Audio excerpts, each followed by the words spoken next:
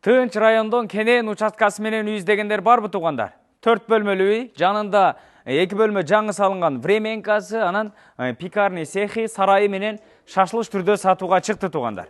17 сотукка жакын жер аянты, документтери так таза колдо, суу свети бар, трехфаз электр энергиясы дагы тартылып киргизилген туугандар. Ушундай сонун район бул жер. Кайсыл жер деген болсоңуздар, Сокулук району Маловодный болуп калат. Бул дарекке келүү үчүн сиздер Фрунзе чоң трассасын жакшы билесиздер. Жаңы автовокзалдан, авторынактан бир аз өткөндөн кийин эле өйдөнүкөздөй ушул Лелина көчөсү менен түп-түз келсеңиздер, Маловодный айылынын централдык көчөсү, Лелина көчөсү 108 дарекке келесиздер. Чоң жолдун жээгинде жайгашкан. Ушул Фрунзе чоң трассасынан примерно ушул 3 километрдей келет экенсиздер туугандар. Бул тарабынан шаар тарапка чыгып кеткени дагы ыңгайлуу туугандар. Автовокзал жакын, мектеп, бала бакча, мечит бардыгы жакын жайгашкан. Ушул чоң жолдон эле шаарга дагы автобус каттамдары каттайт туугандар.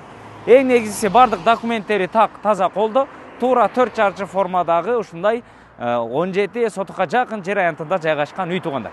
Азыр бир катар четинен көрсөтүп берейли. Баасы 150 000 доллар, бир аз кеми бар деп шашылыш түрдө сатууга чыкты туугандар.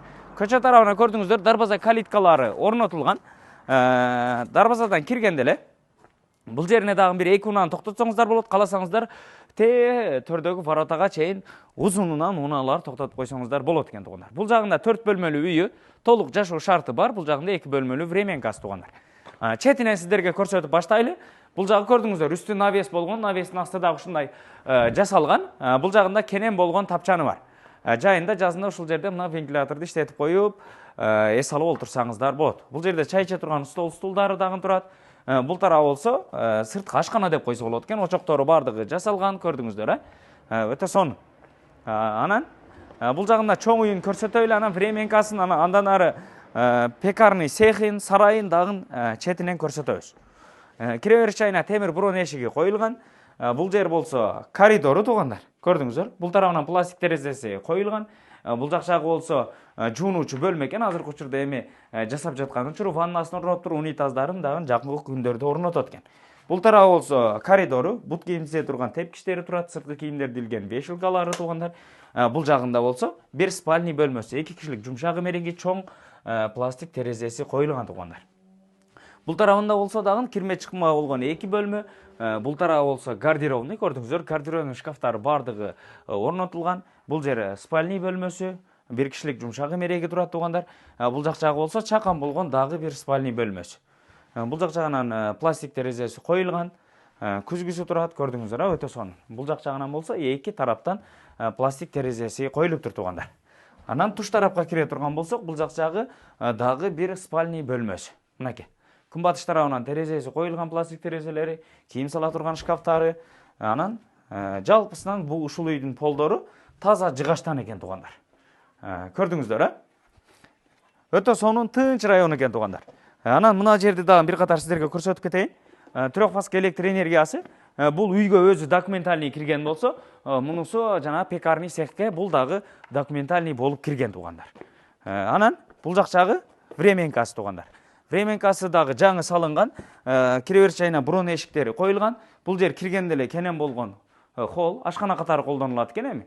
Бул жак жагында чай иче турган стулдары, бул тарабында болсо ашкана эмеректери бардыгы орнотулган, газ плиталары, жылытуу батарейкалары, ашкана эмеректери бардыгы бар туугандар. Көрдүңүздөр, өтө сонун. Анан бул жак тарабына болсо дагы бир кенен болгон зал бөлмөсү бар экен туугандар.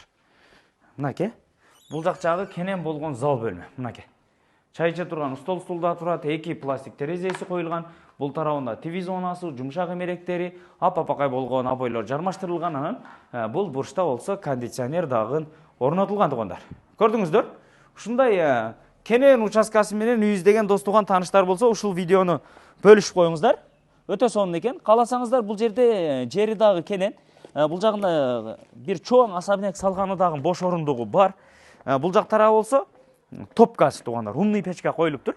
Мынакей, топкасы, көрдүңүздөр. Умный печка коюлган, көмүрдү ушул жерден эле сала берет экенсиздер, үстүнөн эле. Аябай сонун жылытат экен. Временканы дагы бул жагындагы 4 бөлмөлүү үйүн дагы ушул печка менен эле жылытат экен туугандар. Бул жак тарабы болсо, мынакей. Көрдүңүздөр, бош орундук кенен. Кааласаңыздар ушул тарапка чоң бир особняк салсаңыздар болот. Үйүнүн бул жак тарабы азыркы учурда жашылдандырып, гүлдөр отургузулуптур. Анан бул тарабына кирели. Бул жагы жанагы пекарный. Болочка, кекс жасаган цех да. Көрдүңүздөр, азыркы учурда бул жерде иш токтоп турган учур экен. Кааласаңыздар ушул жерди дагы алып иштетсеңиздер болот. Мынакей, бул жагында печкалар, духовкаларынан бери турат, көрдүңүздөр. Кааласаңыздар ушуларды дагы сүйлөшүп, эсимен бир катар баалашып көрөсүздөр. Мүмкүн ошол үйдүн баасын ичинде кошуп берет, мүмкүн өзүнчө. Аны бир катар эси менен такташасыздар. Ушул жактан цехтен даяр болуп бышып чыккан эле эмелер бул жактан көрдүңүздөр, ушул коробкаларга тизилип туруп эле. Анан бул тараптан теги машинага жүктөп алып туруп магазиндерге таратып келет экен туугандар. Өтө сонун. Көрдүңүздөр, ушул машинанын ордуна бир чоң үйдү салсаңыздар болот экен да. Негизи үйдүн ээсинин планында ушул жерге бир чоң үй салам деген экен. Бул бурчта сырткы ажатканасы дагы жайгашкан. Анан бул тарабы болсо банясы туугандар. Банясынын ичинде бир катар көрүп коюңуздар. Мынакей. Печка коюлган, банянын ичине ваннасы дагы орнотулган, суу дагы тартылып киргизилген, анан от болсо банянын арт тарабынан жагылат экен. Бул воротадан бул тарапка киргенде бул жагы сарай туугандар. Ушул жерде мал чарбачылык менен алектенсеңиздер дагы болот экен. Чакан бир 10 чакты бука, 10 чакты кочкорду кармап алып, ушул жерде дыйкан мал чарбачылык кылсаңыздар дагы болот экен. Азыркы учурда мал кармалбайт экен да. Бул жагында стежка болгон, үстү пол болуп, бул жагында акырлары дагы бардыгы бетондон куюлган. Бул жак тарабы болсо кышкыга ылайыкташтырылган туугандар. Анын ичинде эле толук ошондой акырлары жасалып, боксидикага турган каналдары жасалып, бардыгы шарты түзүлгөн. Үстүндөгү сеновалды көрдүңүздөр, бул тарабына 1000 түк чөп батат экен да. 1000 штук пресс чөбү батат экен. Бул жагында азыркы учурда ушундай тоок багат экен. Кааласаңыздар тоок баксаңыздар деле болот экен туугандар. Бул жагы огород. Мынакей, көрдүңүздөр, бул жерден центральный таза суу чыккан. Өтө сонун. Бул жагында алма бактарактары, черешня бактарактары бар экен. Кааласаңыздар бир катарынан жакшы бир планды кылып алып туруп, бактарак отургузуп, багбанчылык менен алектенсеңиздер дагы болот экен. Бул жагы кошунаңыздар азыркы учурда ушундай огородуна малина эгип коюптур. Кааласаңыздар малина, клубника, ежевика эгип койсоңуздар дагы болот туугандар. Көрдүңүздөр, мынакей. Бул жагында огороду дагы кенен. Мына ушундай сиздерге болгондой көрсөтүп бердик. Эң негизгиси бардык документтери так таза колдо туугандар. Бул жактан жеринин формасын бир катар көрүп коюңуздар. Мынакей. Бул жак жагы көчө тарабы болот. 22-64 экен. Анан узуну болсо где-то 77ден ашык болот экен. Бул жак жагы бир аз узкуйраак 21 метр экен. Мына 4 тарабы. Көрдүңүздөр, мына ушундай туура 4 чарчы формадагы 17 сотукка жакын жер аянты.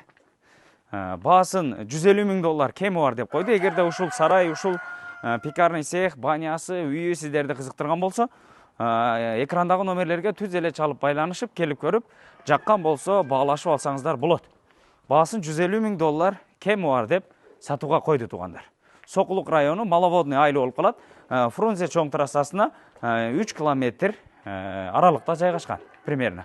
Жолдун оң тарабында ошол Маловодный айылынын централдык жолунун четинде эле биринчи линияда болуп калат. Ленина көчөсү 108-даректе издеп келсеңиздер, дал ушул сатыла турган үйгө келесиздер туугандар. Анан дагы ушундай кенен участкасы менен үй сарай издеген дос туган тааныштар болсо ушул видеону бөлүшүп коюңуздар. Анан WhatsApp группаларга жөнөткөндү дагы унутпаңыздар. Сиздер менен тез кабар болду. Жакшы ой пикириңиздерди калтырып, лайктан басып, видеону бөлүшкөндү унутпаңыздар.